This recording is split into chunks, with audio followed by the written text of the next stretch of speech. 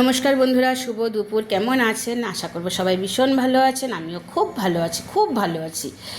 তো সবাই ভালো থাকবেন এই কামনাই করি।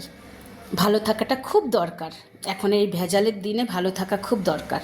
তো যাই হোক, আমি যেটা রান্না করেছি আজকে সেটা একটু শেয়ার করছি আপনাদের সাথে।